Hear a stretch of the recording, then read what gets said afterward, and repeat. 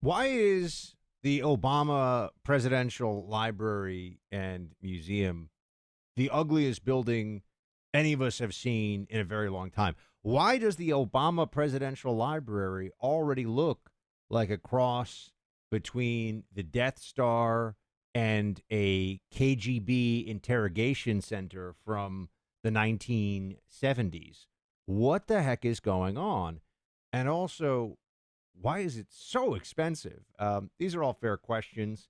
You would think that Obama, because he's supposed to be the most amazing president of all presidents of all time, you might think to yourself, hold on a second, isn't he supposed to have the best of the best working on this project? Isn't he supposed to have? Well, here is what President Trump has to say about Obama's library. See pictures of the architecture and Yeah, what I do you think did. of it? It's not too pretty. No, but it's closed. It's stopped. They ran out of money. Means building a library slash museum. You know, you call it some museum, and usually they call it library and museum. That's the official name. And they're stuck. And he wanted only women and DEI to build it. Well, that's what they got. Now, of course, there is a lot of pushback on this because people are saying, well, hold on a second. Look what Trump is doing with the White House. We'll get to that. First of all, the Obama Presidential Library, I think, is very fitting because it is both grandiose, wildly overpriced, and depressing all at the same time. So, in a sense, it's a bit like the Obama presidency. In fact, yes, that is the Obama presidency.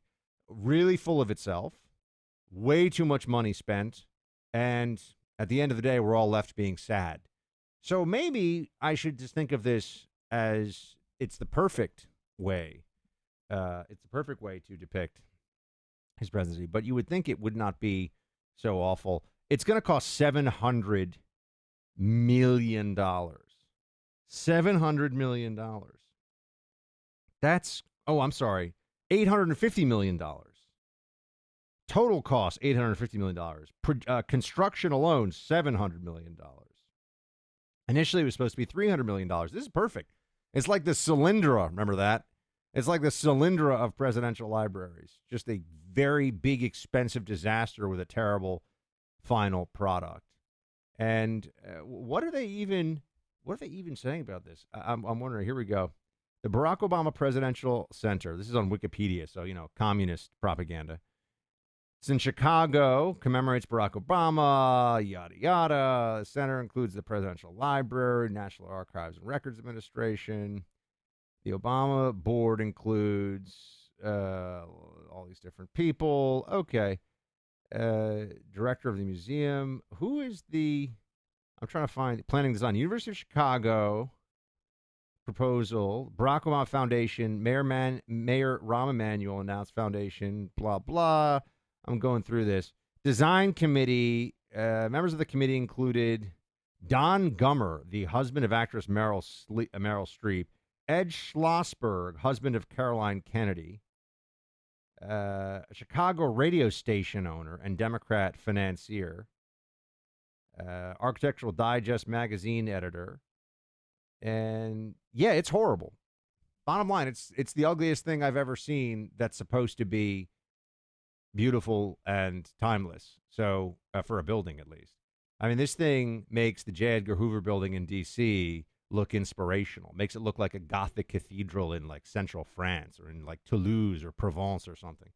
So yeah, I guess this is what we should expect. Obama, a lot of people talking about how great everything is, and then the actual product, the end result is very lackluster. And Trump knows that this is the case. It also is just trying too hard. Think about this. Like, why can't you make a building that people would look at and say, "Oh wow, that's really, really beautiful," or even just really innovative or interesting? Instead, they try to just do something that's so different that it just looks really ugly. And I think that it's important to have some kind of aesthetics that we appeal to, aspire to in society. It's not a total nothing, right? It's actually meaningful. I believe it's meaningful that we have buildings that are beautiful. Look, Trump agrees with me, so there's that. Our sponsor here is Birch Gold. If you've paid attention to the increasing values of precious metals, gold and silver in particular, you're thinking now is the right time to purchase gold? Smart thinking. Birch Gold Group makes you this offer. Buy gold from them this month and get free silver. For every $5,000 purchased from Birch Gold Group in advance of Veterans Day, they will send you a free patriotic silver round that includes the American and Gadsden flags on it. Look, gold is going up 60% up year to date as of this past Friday. Birch Gold can help you own gold by converting an existing IRA or 401k into a tax-sheltered IRA in physical gold. Plus, they'll send you free silver honoring our veterans on qualifying purchases. And if you're current or former military, Birch Gold has a special offer just for you. They're waiving custodial fees for the first year on investments of any amount. A-plus rating with the Better Business Bureau, tens of thousands of happy customers. Text my name, Buck, to 989898. Get your free info kit on gold and to claim your free eligibility with qualifying purchase before the end of the month. Again, text my name, B-U-C-K, to 989898 today. All right, now let's talk about the Trump Reno project. Oh my gosh, Trump is trying to make White House ballrooms great again. You know, what is the big deal? Why do they have to freak out so much about everything? That's a very good question, isn't it? Like, why can't they just, because they hate Trump so much? That's really it. There's nothing beyond, in many of these cases, nothing beyond, some people are saying, nothing beyond the fact that they hate Trump, so they have to oppose Trump. And even if that makes them look silly, even if that makes them look foolish, they don't care. But look, the White House ballroom edition, I've seen what it looks like, or what it's going to look like. I think it's going to be quite nice. An interior shot of the ballroom. I think there'll be nothing like it. And it's being paid for 100% by me and some friends of mine, donors to it. The government's paying absolutely nothing. We're also working with the military on it because they want to make sure everything's perfect. And the military is very much involved in this.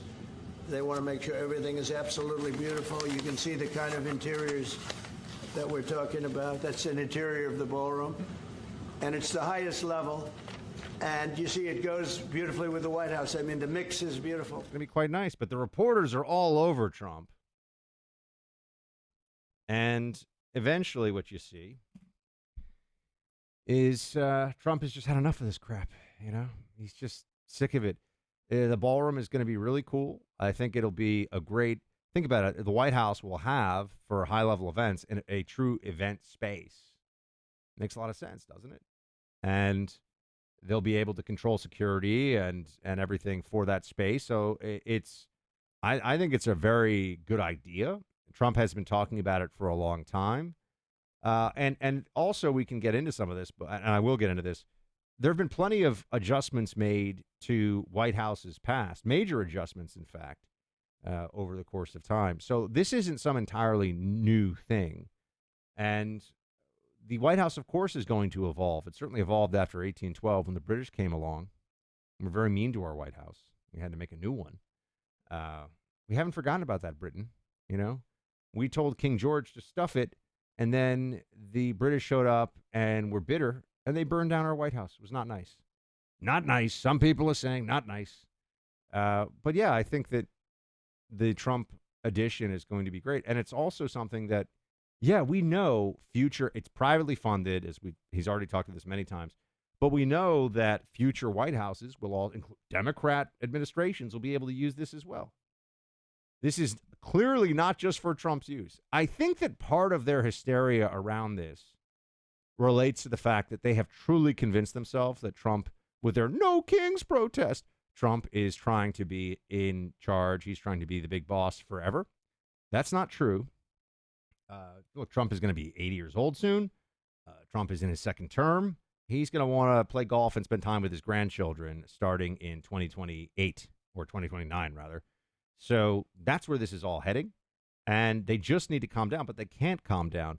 I think part of it is also that if they were to calm down, if the anti-Trump libs were to calm down, they might have to reckon with the fact that this is a very successful Trump administration, that he's doing a great job, that the country's doing really well, far better than it was under Biden, and all of their rage and fear and anger about Trump and Trumpism is misplaced. I'm really delusional. It's more than misplaced. It's like they're in some other alternate reality. But let's talk a little bit here about White House renovation. I think a little interesting history deep dive we can do. White House renovations past. I did some research into this, so I will tell you about it. But our sponsor here is Preborn. Preborn is saving the lives of tiny babies day in and day out. And what they do is they bring pregnant women into their clinics. They invite them into their clinics, and they give them a free ultrasound. And that ultrasound lets that mom, who's often scared, under a lot of pressure, feeling like maybe abortion's her only way out, it says, hold on a second. Let's introduce you to a little baby. See that little heartbeat that's in the womb. And then once that discussion is had and that incredible connection, that divine connection between mother and child is made, then Preborn says, we'll help you for 2 years after the baby's born.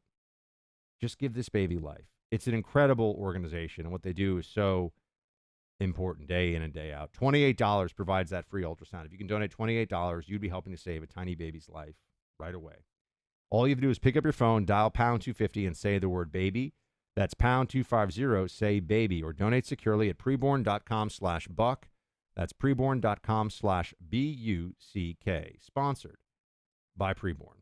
All right, so let's talk about White House renovations because they're so upset about the Trump White House renovation. They're so angry about this. Well, hold on a second.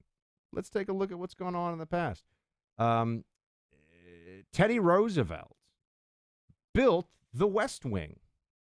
Yes, indeed. Teddy Roosevelt, in 1902, he commissioned architect Charles McKim to renovate the White House, replace Victorian-era conservatories with the West Wing to separate family and staff areas. The cost was $65,000, which is about $2.5 million when adjusted for inflation. So that's one big thing. Teddy Roosevelt built the West Wing. Look at that. Spent a couple $1 million. Taft. Taft expanded the West Wing in 1909, and this included the creation of the first Oval Office. The current Oval Office location and design, though, were established under Franklin Roosevelt in 1934. So there's a little bit of two things coming together there.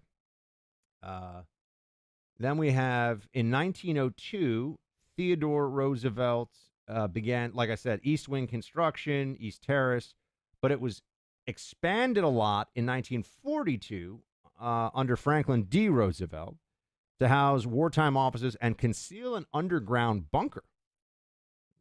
So there you go. It's a wartime thing. And the indoor pool was added by FDR in 1933, funded by private donations for his polio therapy, but it was a separate project from the East Wing expansion. So there's that. And then President Harry Truman, from 1948 to 1952, saw a major renovation. People are saying that this was a gut of the White House. This was true, actually. He did do this. $5.7 million, $60 million today, spent by Congress because the building had become unsafe. So a major reno necessary, but $60 million of your tax dollars, not privately funded. In 1969, President Richard Nixon had a one-lane bowling alley installed. Private donations funded that, which replaced a two-lane alley that was put in the Truman era. Then everyone's talking about the Obama basketball court. That's a little bit of they just added lines on the tennis court and a hoop, so it wasn't really, there was already a tennis court there, so it wasn't really like a full basketball court edition. But I do remember reading I think it was a Vanity Fair piece, and it was trying to make Obama seem like he was so good at basketball. It's pretty funny how competitive he was with everybody who would show up. Like, I don't think anyone's going to try to dunk on the president, dunk on the president's head, but stuff like that would happen. And now Trump is building this ballroom. There are these claims about Obama having a project that was like $300 million or something of the White House. Apparently CNN reported on that. I've seen that report, but then I tried to look for an actual record of it. Tried to fact check it, and there doesn't seem to be a record of that spending. There was some Obama expenditures for the White House. I think it was like $12 million a year to run it, but nothing in the $300 million range for the White House renovation under Obama, at least that I could find. By the way, if I'm wrong, send me the data on how that is incorrect, because I definitely want to know. But yeah, so there you go, a history of White House renovation. And like I said, in a sense, the biggest renovation was free from the British, burning down the people's house. It was very mean of them. We did not appreciate that, Great Britain. All right, so I've been doing something really exciting, and it's an e-newsletter. It's a subscription that I really hope you'll check out. I hope you'll join, become a subscriber, because I'm doing so much research. This really was the genesis of the Taiwan trip in many respects, because I wanted to do field research on the most important issues affecting national security, politics, and the markets. And I've teamed up with fantastic stock and market analysts. So I bring some of the political expertise. They bring stock market expertise. And we have this newsletter. And the track record, if you go see it, speaks for itself. Track record of the newsletter for stocks has been phenomenal so far. So you got to go check this out. Insider2025.com. Insider2025.com. You sign up, subscribe, please. And just know that this is going to be a great journey together. We're just starting this. Thousands of you have already signed up. Please subscribe today. Paid for by Paradigm Press. And with that, my friends, shields high.